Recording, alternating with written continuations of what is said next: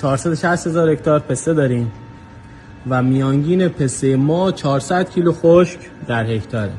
یه توصیه اگر شما بخواید به کشاورزای پسته ایران بکنید چه توصیه میکنید؟ اول اینکه من کوچکتر از اونم که به همه کشاورزایی که استاد من هستم من توصیه کنم در رابطه با تجربه که خودم دارم و محصولی که خودم برداشت میکنم، توصیه من اینه که اگر کسی هنر پسته برداشتن داره به طور کامل هزینه کنه و این قدری که پسته درآمد و سود داره، هیچ معدنی و هیچ کار کاسبی پول به این پاکی و تمیزی که از هوا و اکسیژن و آفتاب خدا میگیری وجود نداره و اینقدر پولدار میشی که حد حساب نداره.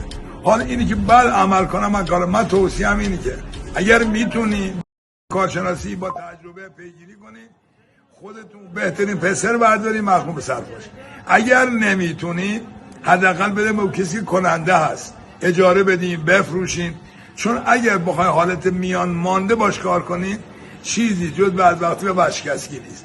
اگر به طور ایدئال فعالیت بکنین، بنده میگن هکتار 400 کیلو، من حاضر نیستم اصلا برام پسر بچینم با هکتار 400 کیلو. شما از صبح تو باغای من گشتین، یه زمین مثلا میگم بوده نیم هکتار 20 تن پسته تر من چیندم که 2 کیلو 900 1 کیلو پسته درون بده.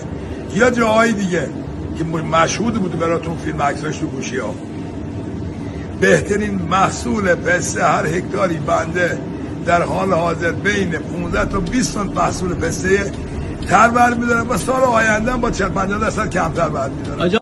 آقا چه آب شوری؟ آب شور شیرینه. من آب برام هیچی مهم نیست. ایسی تا 12-13 هیچ مسئله نیست. موادی میدن بها شوری میشه، اون نمیگه غذا.